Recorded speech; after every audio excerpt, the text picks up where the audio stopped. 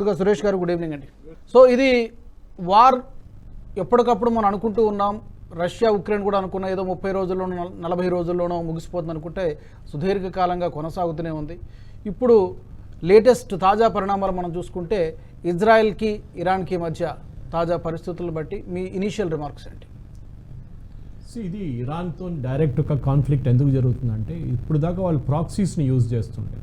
అది హమాస్ ఉండొచ్చు గాజాలో, ఇక్కడ హూతీస్ ఉండొచ్చు యమన్లో, అది కాకుండా లెబనాన్లో వాళ్ళ దగ్గర మిగతా ఫోర్సెస్ హెజ్బుల్లా లాంటి వాళ్ళు ఉన్నారు. వీళ్ళందరికీ ఇరానే మిసైల్ సప్లై చేస్తున్నారు, వీళ్ళే డ్రోన్ సప్లై చేస్తున్నారు, అన్ని వీళ్ళే చేస్తున్నారు.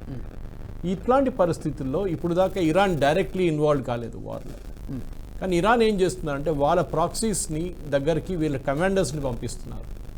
అది లెబనాన్ ఉండొచ్చు, అది సిరియా ఉండొచ్చు, అది ఇరాక్ ఉండొచ్చు, అన్ని ప్లేసెస్కి వాళ్ళు పంపిస్తున్నారు. దాంట్లో ఒకటి కన్సులేట్లో ఒక బాంబింగ్ జరిగినప్పుడు ఈ గొడవ మొత్తం స్టార్ట్ అయింది. అది కన్సులేట్, ఒక కంట్రీ కన్సులేట్ ఎట్లా ఉంటుందంటే అది వాళ్ళ రాజ్యం లాగా ఉంటుంది. జెనీవా కన్వెన్షన్ ప్రకారం మనం దాన్ని ఏ దేశం ఇంకో దేశం మీద దాడి చేయకూడదు వాళ్ళ కన్సులేట్ మీద. కానీ చాలా జరిగినట్టు, జరగలేదని కాదు, జరిగినాయి కానీ చాలా ఎక్సెప్షన్ తక్కువ ఉంటుంది. ఇట్లాంటి సర్కమ్స్టాన్సెస్ జరగలేదు.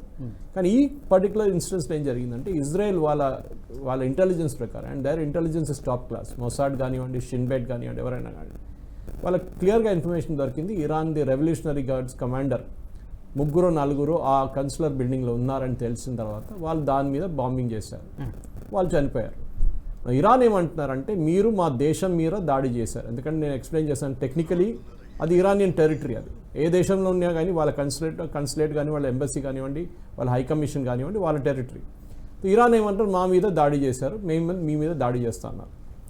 కానీ ఇరాన్కి ప్రాబ్లం ఏంటంటే డైరెక్ట్గా అటాక్ చేయాలంటే కొన్ని దేశాల పైనుంచి ఈ మిసైల్స్ కానివ్వండి, డ్రోన్స్ కానివ్వండి, ఇట్లాంటి మిసైల్స్ పంపించడానికి టైం పడుతుంది. ఇప్పుడు ఈ కేసులో కూడా మనం చూసాం డ్రోన్స్ ఉంది. ఆ డ్రోన్స్ ఫ్లై చేయడానికి ఇరాన్ నుంచి ఇజ్రాయెల్ దాకా చేరుకోవడానికి సిరియా పైనుంచి వెళ్ళాల్సి వస్తుంది, లేకుంటే ఇంకా రౌండ్ అబౌట్ రూట్ ఇంకోటి ఉంటుంది. అది కాకుండా సిరియా పైనుంచి వెళ్ళొచ్చు, ఇరాక్ పైనుంచి కూడా వెళ్ళొచ్చు. వెళ్తూ టైం తీసుకుంటుంది డ్రోన్స్. కానీ ఇంటర్ కాంటినెంటల్ బ్యాలిస్టిక్ మిసైల్స్ ఉంది చూడండి, అది రియల్లీ ఫాస్ట్గా పోతుంది. ఇది ఇంటర్ కాంటినెంటల్ కాదు. కానీ అట్లనే వాళ్ళు సఫిస్టికేటెడ్ మిసైల్ వాళ్ళ దగ్గర చాలా ఉన్నాయి, ఇరాన్ దగ్గర లేదని కాదు. ఇరానే కదా సప్లై చేసే, చాలా దేశాలకు సప్లై చేస్తున్నారు. ఈవెన్ ఈ హూతీస్కి వాళ్ళే సప్లై చేస్తున్నారు అని చెప్పినట్లు వీళ్ళ ప్రాక్సీస్ అందరికీ వీళ్ళే పంపిస్తారు. ఈ పరిస్థితుల్లో ఇరాన్ డైరెక్ట్లీ ఇటు చేసినప్పుడు ఈ ఇజ్రాయెల్ వాళ్ళు కూడా దానికన్నా ముందే ఇంటెలిజెన్స్, అంటే ఆ ఇరాన్ ఈ మిసైల్స్ ఫైర్ చేసినప్పుడు కానీ డ్రోన్స్ పంపించినప్పుడే వితిన్ సెకండ్స్ అది యుఎస్ కానివ్వండి మిగతా నేటో అలైస్కి తెలిసిపోయింది ఇక్కడ నుంచి మిసైల్స్ వస్తుందని. సో దాన్ని ఇంటర్సెప్ట్ చేయడానికి వాళ్ళ దగ్గర చాలా మంది టెక్నాలజీ ఉంది. ఇజ్రాయెల్ దగ్గర one of the best technologies in the world. వాళ్ళ దగ్గర ఐరన్ డోమ్ అనే ఒక టెక్నాలజీ ఉంది. దీనికన్నా ముందు కూడా చూసాం, any incoming missile can be tracked and destroyed. సరే, జరిగింది అది. సో ఏం చేశారు, యుఎస్ కానివ్వండి, యూకే, ఈవెన్ జార్డన్, అట్లాంటి కంట్రీస్ దీంట్లో చేరుకొని అక్కడి నుంచి ఇరాన్ నుంచి వస్తున్న మిసైల్స్ని ఇజ్రాయెల్ కన్నా వచ్చే ముందే దాన్ని డెస్ట్రాయ్ చేశారు చాలా మటుకు. కానీ 5-6 దాని నుంచి వెళ్ళిపోయి ఇజ్రాయెల్లో ఉన్న ఒక స్పెసిఫిక్ ఎయిర్ బేస్, అక్కడ F-23 ఎయిర్క్రాఫ్ట్ ఉంటుంది, ఆ ఎయిర్ బేస్లో వెళ్ళి పడ్డది అనమాట. కానీ ఎక్కువ డ్యామేజ్ అని జరగలేదు అని చెప్తున్నారు. వాళ్ళ దాంట్లో కూడా సివిలియన్ పాపులేషన్ కూడా ఒక అమ్మాయి సీరియస్ ఇంజరీస్తో ఉందని చెప్పి, మిగతా ఏం జరగలేదని ఇజ్రాయెల్ చెప్తున్నారు. We have to take their word for it. ఎందుకంటే బీయింగ్ ఎ డెమోక్రటిక్ కంట్రీ వాళ్ళు యూజువలీ చెప్తారు, నిజమే చెప్తారు అని. కానీ ఇప్పుడు జరిగింది ఏంటంటే స్పెసిఫిక్లీ ఇప్పుడు ఇరాన్ వీళ్ళ మీద దాడి చేశారు అని Iran had a point to proof, ఇంకేం లేదు. స్పెషలీ ఆ ఎయిర్ బేస్, తర్వేజ్ ఎయిర్ బేస్ మీద కొట్టడానికి వాళ్ళ ఎయిర్ బేస్ మీద దాడి చేశారు వాళ్ళు. So they had to hit that air base. ఇక్కడ వెళ్ళబడ్డదని కాదు, ఆ ఎయిర్ బేస్ మీద ఎందుకు చేసామంటే అదే ఎయిర్ బేస్లో F-23 యూజ్ చేసి ఇజ్రాయెల్ హెడ్ అటాక్ వాళ్ళ కన్సులర్ని అటాక్ చేశారు, కన్సులేట్. సో ఆ పాయింట్ ప్రూవ్ చేయడానికి చేశారు. దానికన్నా ఎక్కువ వాళ్ళ దగ్గర దానికోసం చూసుంటారు మీరు. ఆ బాంబింగ్ అయిపోయింది, మేము ఇంకా ఏం చేయట్లేదు, ఇక్కడ ఆల్ మ్యాచెస్ ఫినిష్డ్, 1-1 స్కోర్ 1-1 అయిపోయింది, మనం ఇక్కడ రిలాక్స్ చేద్దామని. కానీ ఇజ్రాయెల్ ఎప్పుడు ఊరుకోదు, మన అందరికి తెలుసు. అమెరికాలో ఒక ఎలక్షన్ ఇయర్ నడుస్తుంది. Joe Biden is lot of pressure అక్కడ, డొమెస్టిక్ ఆడియన్స్ కానివ్వండి, ఇంటర్నేషనల్ ఆడియన్స్కి. ఇజ్రాయెల్కి ఎంత చెప్పినా కానీ వాళ్ళు పట్టించుకోరు, ఎవరు పట్టించుకోరు వాళ్ళు. కానీ న్యాచురల్లీ ఇజ్రాయెల్ వాళ్ళకు ఒక రెడీమేడ్ రివెంజ్ ప్యాక్ట్ ఉంటుంది. ఎందుకంటే వాళ్ళు చేయాల్సిందే. వాళ్ళకు కూడా ఒక డొమెస్టిక్ ఆడియన్స్ ఉన్నారు, వాళ్ళ చాలా మటుకు వాళ్ళ క్యాప్టివ్స్ ఇంకా గాజాలో ఉన్నారు, వాళ్ళ హాస్టేజెస్.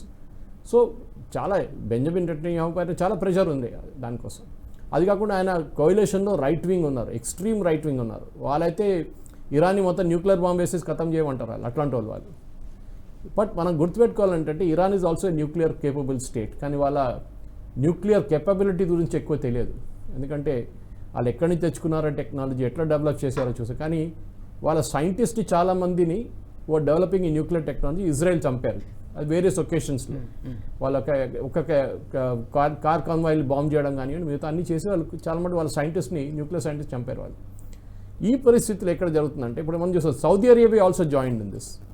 ఇది ఒక షియా సున్నీ వార్ లాగా అయిపోయింది ఇప్పుడు. ఎందుకంటే basically Iran is a Shia country. ఆ షియా కంట్రీ నుంచి వాళ్ళ ఇంకా షియా నేషన్స్కి, ఇంకా షియా సపోర్టర్స్ని చూసుకుంటారు, కానీ సున్నీ దేశాలు ఇరాన్తో పడదు అసలు వాళ్ళకి. So that is a big problem, అక్కడే వస్తుంది అన్నమాట. సో ఇది ఒక రిలీజియస్ వార్ లాగా మనం థర్డ్ వరల్డ్ వార్ అని చెప్పుకునే కాదు, అందరి దేశాలకు తెలిసిపోయింది. So Israel reserve the right to attack, అది వాళ్ళు లాస్ట్ నైట్ చేశారు. కానీ అది కూడా ఒక లిమిటెడ్ అటాక్. వాళ్ళు ఎస్పెషలీ ఇస్ఫహాన్ అని ఒక పట్టణం ఉంది. ఇస్ఫహాన్కి హైదరాబాద్కి పెద్ద కనెక్షన్ ఉంది.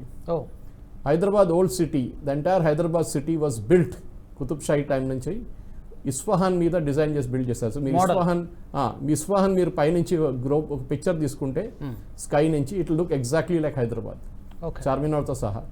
So that Isfahan as a connection. But దానికి దీనికి సంబంధం కానీ ఇస్ఫహాన్ పక్కనే వీళ్ళ న్యూక్లియర్ రీసెర్చ్ ఫెసిలిటీ ఒకటి ఉంది. అది కాకుండా చాలా మంది స్ట్రాటజిక్ బిల్డింగ్స్ దాని పక్కన ఉన్నాయి వాళ్ళకి. దానికి ఏమైనా డ్యామేజ్ జరిగిందా? ఎందుకంటే యూజువలీ ఇజ్రాయెల్ కానివ్వండి, ఏ దేశం కానివ్వండి, nuclear attack, nuclear weapon is a measure of deterrence. ఎవరు అది యూజ్ చేయరు. హిరోషిమా, నాగసాకి తర్వాత అందరికి తెలుసు, ఎవడైనా వాడితే వాడి మీద పడితే వాడు వెళ్ళి వాడి మీద పడతాడు, ఇద్దరు ఉండరు దాని తర్వాత.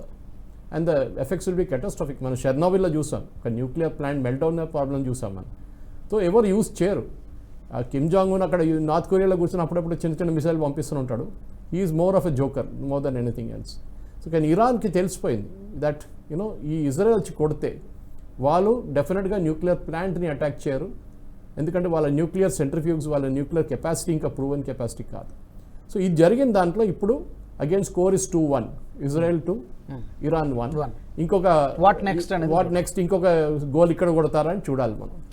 ఈ వీడియో మీకు నచ్చినట్టయితే లైక్ చేయండి, 10 మందికి షేర్ చేయండి. అలాగే కామెంట్ల రూపంలో మీ అభిప్రాయాలను మాతో పంచుకోండి. Nationalist hub group of channels ను సబ్స్క్రైబ్ చేసుకుని తెలుగునాట జాతీయవాద జర్నలిజాన్ని ప్రోత్సహించండి. ఈ వీడియో కింద ఉన్న బెల్ ఐకాన్ పై క్లిక్ చేయడం మర్చిపోవద్దు.